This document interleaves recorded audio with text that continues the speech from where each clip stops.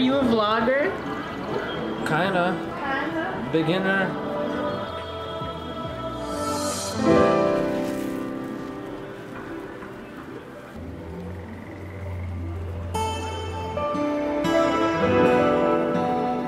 Šiandien Niujorke baisiai graži diena.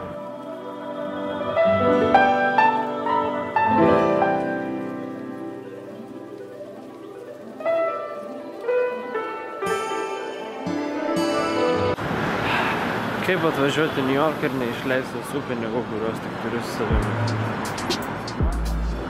Well, sudėtingesnis klausimas truputį.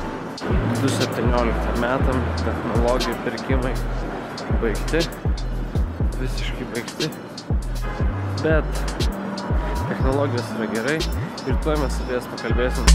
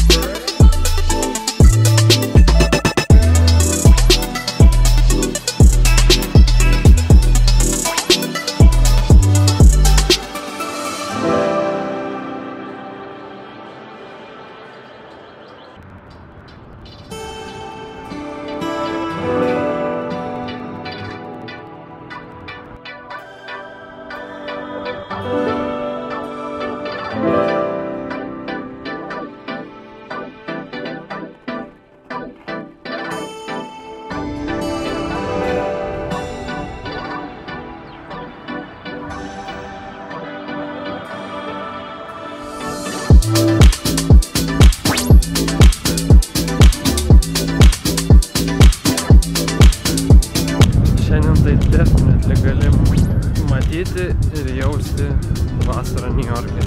Nors paskutinė mano diena Manhattan'e ir rytoj išvažiuoju, bet jis mane gražiai labai palydė ir kviečia dar kartą sugrįžti šiandien. It's good. Iš tikrųjų tai aš svajojau, kaip atvažiuosiu į parką ir važinėsiu su riedlente ir šiandien pagaliau galiu tai įvykdyti, nes prieš tai buvo labai blogas varas. Technologijos yra gerai, technologijas aš labai mėgstu ir kas mane pažįsta, turbūt žino, kad aš be jų neišeinu iš namų ir tiesiog.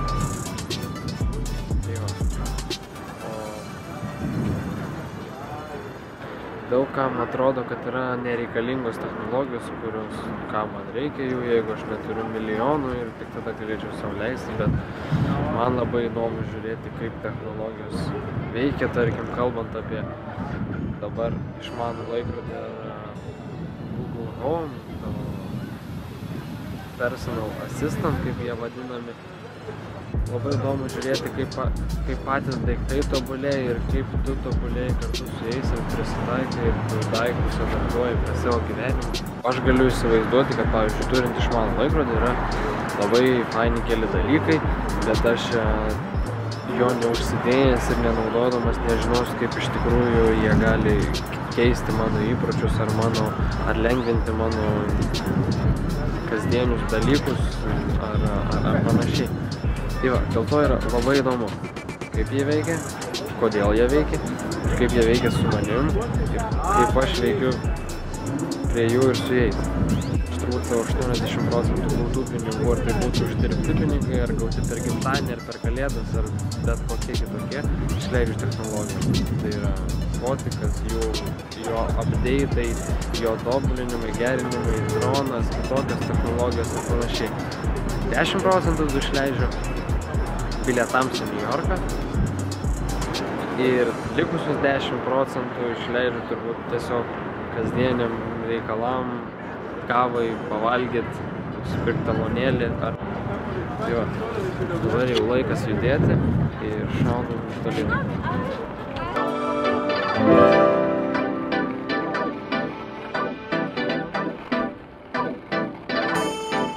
su skeitu važinėdamas po New Yorką ir filmuodamas jaučiuos kaip keisis, bet jo jaustis gera. Radau Sinaboną. New Yorkas žemėlapis sako, kad New York'e nėra nei vieno, bet aš negalėjau patikėti. Ir tikrai aš niekur nerasdavau ir nematydavau ir būtų žiauriai gaila, nes čia yra žiauriai skanus daiktas, labai geras daiktas. Ir aš radau kažkokioj mažoj kamurkiai sujungta su kita kavinukė, pločiu maždaug metras ant metrų, 20 žmonių, o wow, bet jas.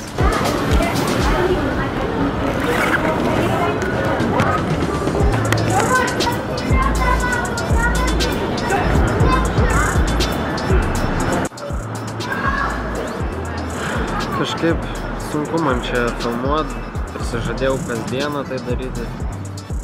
Padariau gal 2 kartus per 2 savaitės, bet aš čia kažkaip visai kitaip jaučiuosi ir yra porą dienų, kai buvo ne porą, tai žymiai daugiau buvo virš savaitės, tai tikrai negalėjau filmuoti, nes buvo -10 ir žiauriai šalta, ir rankos šalo, ir lyja, ir sninga, ir beleka, žodžiu, labai blogai. Bet buvo dienų, kai aš norėjau tiesiog eiti, pakelti galvą, žiūrėti viršų, stebėti, dairytis ir šypsotis ir nevargintis savo galvos, rankų ir nieko filmuojant. Tai va, o Havajų video bus gal neblogas video. Tenais man buvo atostogos, nors per atostogas aš turėčiau daug kontento, ką parodyti gero ir prigalvoto, bet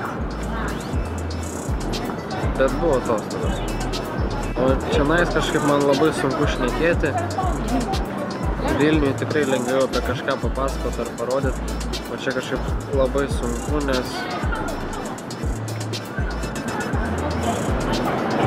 nes gal labai daug noriu pasakyti ir nežinau, ką pasakyti.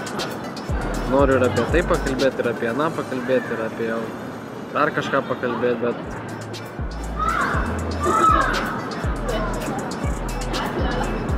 bet nežinau.